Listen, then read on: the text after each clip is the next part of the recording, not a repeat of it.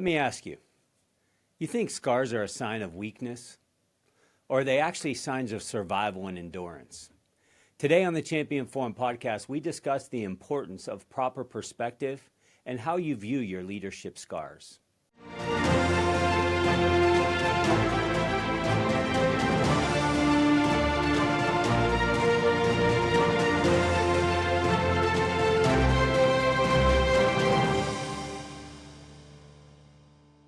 Welcome back to the show, everyone. Today we're talking about the scars of leadership.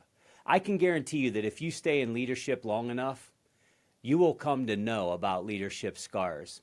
You might even be listening today and you say, Jeff, I certainly do know. I got a few of my own. But here's what I've come to find is that most leaders start out a little bit naive. They're ready to take on the world. They're ready to take things by storm. You know, they're excited to get started. They're gonna break records. I know that was the story for me. I was just so excited to get in the leadership chair that I couldn't even see the challenges that lied ahead. But along the way, you become introduced to the realities of leadership. People disappoint you. You experience failures. Despite your best intentions, you certainly are going to make bad decisions. This creates this environment of loneliness. Loneliness starts to set in because you think you're a crazy person. How is all this happening to me? This leads to second guessing yourself. And it's at this moment that you've been properly introduced to the real world of leadership. Can you relate to this? Is this resonating? I'm sure that it is. You know, early in my leadership tenure, I found myself in a position that I never thought or dreamed that I would be a part of. You know, up until this moment, I had a pretty flawless track record in my career. But here I was on this one given day that I found myself in my boss's office with a room full of other leaders. There was a vice president in the room. Local HR was in the room. And you know what? It even got worse. They called in corporate HR as well. Uh-oh. If you ever had corporate HR fly on a plane to come have a meeting with you, it's usually not a good day. I'm not sure since or before that I ever felt more intimidated or scared in my professional life. The only thing that I could think was that today will be my last day at this company. I mean, for all of this, you know, leadership, power, and authority to be in the room, it can only mean one thing. I'm getting canned today. And I could feel my heart beating through my chest. This was the company I loved. My career was having success, and things weren't going well. There was an event. Now, before you start drawing conclusions, let me give you some of the backstory. I'm not a hardened criminal here. At the time of this incident, the company that I worked for was predominantly male. However, we were at the beginning of a journey to become more diverse in our staffing. I was fully in agreement. I was fully lined up with this vision. I truly believed it would make us a better company. And I wanted to be on the cutting edge. I wanted to be one of the first leaders to take this by storm and pioneer this new frontier. And I hired a female as fast as I could because I believed in it. The challenge was navigating the environment. You know, have you ever heard the saying that pioneers take arrows? I have found that to be true. You know, if you take big risks, it can come with big consequences sometimes. Not everyone on my team was bought into this idea. As a matter of fact, I would tell you that the majority of people thought it was a horrible idea. Nonetheless, I knew it was the right thing to do, and I marched forward into what I knew was right. So here I am. I'm a new leader, by the way. I'm embarking on territory that as I look back, I clearly was not ready for. As the challenges came up, I found myself making concessions for this new female employee, and there were some significant challenges. You might even say that there was preferential treatment. And it was very clear that this female employee was not feeling really good about this. She was feeling the pressure of being outnumbered by the rest of the team, And it just felt like there was a huge spotlight on this entire initiative. I wasn't doing it well, that is for sure. Now, please know my heart was in the right place, but these systems weren't created. There were things happening that we never thought of before. There were challenges coming up even at the customer level because of this initiative. And despite everything I tried to do, I didn't get it all right. I could hear her frustration when she even expressed to me on occasion how she felt singled out. Uh-oh. And yet, despite my best efforts to get it right, I failed. She felt singled out, and she felt set up to fail in this environment. The next thing I know, I'm being interviewed by corporate HR, and they made me very aware of my shortcomings. I could not believe this was happening. This was the worst day of my career. I was doing everything I knew to get this right, and yet I found myself signing a final written disciplinary document. I was devastated. How could this be happening to me? The good news was I wasn't being fired, so there was a little bit of a sigh of relief. The bad news was I had lost all of the leadership confidence that I could ever have had. And I began to play it safe to a fault. I began to play it safe to a fault. This started to affect results on my team. I could see a decline in the morale on my team. Why? Because my posture was different. I wasn't the same leader that I once was. And I began to lose leadership respect, quite frankly. This was a deep leadership wound. I contemplated just going back to becoming an individual contributor. And I'm glad to tell you, though, that the wound healed, but I still have that scar to this very day. And it now serves as a reminder of the healing that took place in that leadership wound season. I also have plenty more scars since that day, by the way. I can also tell you, though, that although I've accumulated a lot more scars, they all have a story. Every scar has a story. I'll bet every literal physical scar that you have on your body, you have a story behind that as well. If you think about it, oftentimes scars are from tenacity, maybe taking a risk, maybe pushing the envelope a little bit, staying in the fight, not giving up, persevering in the face of adversity. These kind of things can create scars. Great leaders are known for these things too, aren't they? Think for a moment about your own leadership journey. While scars, they're definitely painful. There is pain endured with every scar. You'd probably not be where you are today without the scars that you have. Yet over the years, when I observe other leaders, I've seen scars destroy great leaders. Sometimes the pain is just too much. They give up in the fight. And here's what I've learned about leadership scars that I shared with a mid-level leader recently that I also want to share with you. I had a mid-level leader that was in the fight but ready to give up. And their senior leaders reached out to me explaining that, this was part of succession planning, the hope for the future.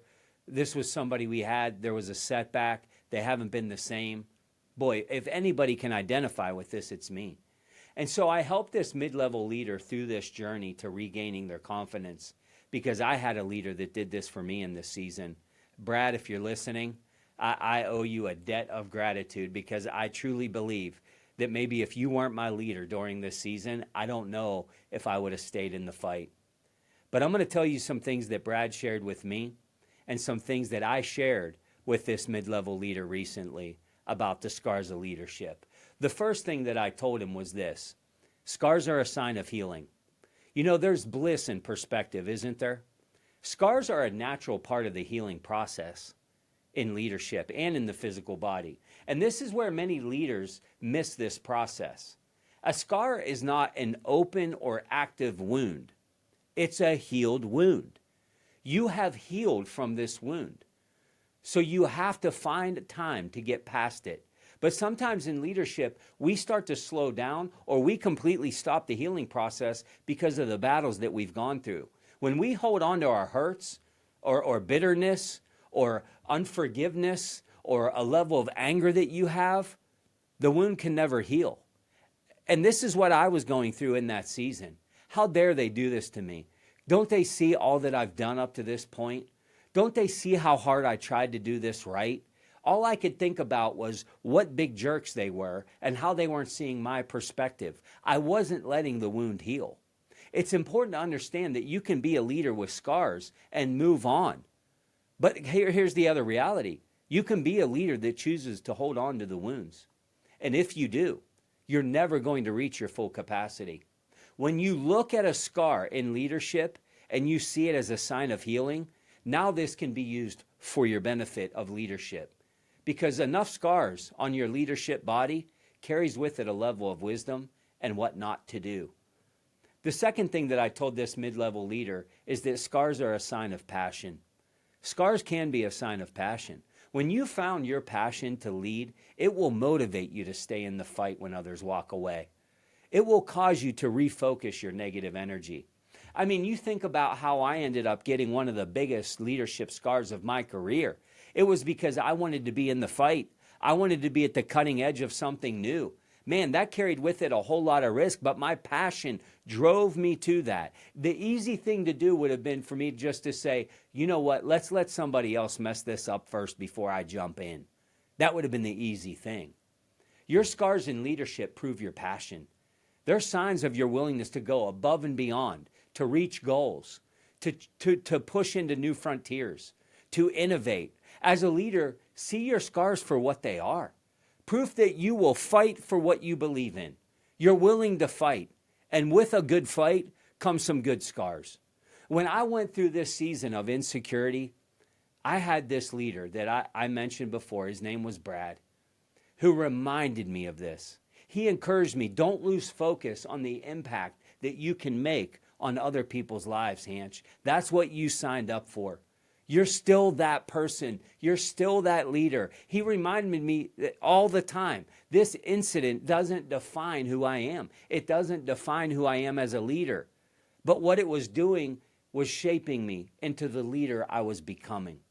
He assured me that I would look back on this moment someday and in this moment in time for the rest of my leadership tenure and learn from it. And you know what? Brad was right. Here I am still today.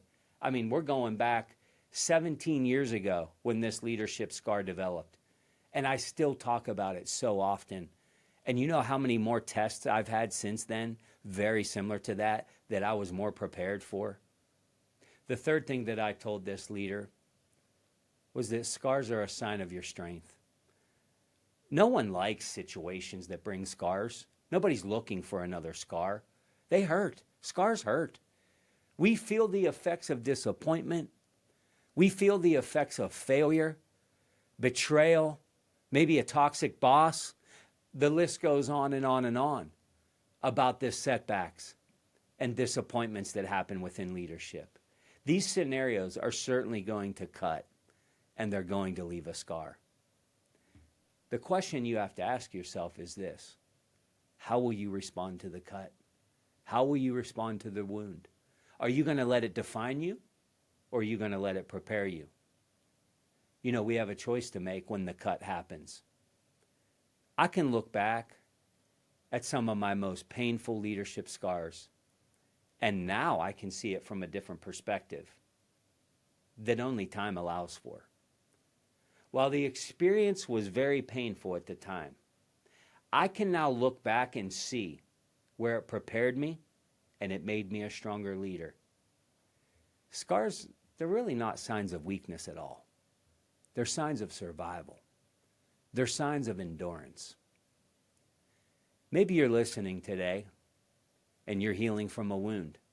You're contemplating whether you're going to stay in the race or not. I just have a question for you. Why did you start? Why did you begin? Has any of that changed? Or are you letting this deep cut get the best of you and take over your psyche? To the newer leader specifically, let me tell you this. You need to understand that leadership will present to you challenges that you never dreamed of, things that you never anticipated. You're going to acquire some deep scars along the way. But your scars, they're going to be reminders that you've healed from the wound. They're reminders of your passion, and let them be a testament to your strength. To the tenured leaders that are listening to the episode today, share your scars. Tell people this story of how you got the scar. When we're open about the problems that we have faced, we give others the encouragement that not only do leadership wounds heal, but they leave a deposit of wisdom if we allow them to. Tenured leaders, show people your scars. Tell them how you got them. Tell them about that time when, and tell them what that scar taught you. Before I sign off today, I want to ask you to send this episode to a newer leader or a leader that you may know that is healing from a leadership wound. When I look back to this specific season of my leadership tenure, if I would have not ran into Brad, I don't even know, I'm pretty certain to tell you I wouldn't have a leadership podcast for sure. And I would have probably just stayed an individual contributor. I would have probably made a good living. I would have probably done well with my family. But I certainly wouldn't have made the leadership impact that I've been able to make and will continue to make. If there was ever a time that we needed great leaders to stay in the race, it's now. Share this episode with somebody that might need it most. Appreciate you all joining. Until next week, find perspective in your leadership scars and keep turning the pressure into potential.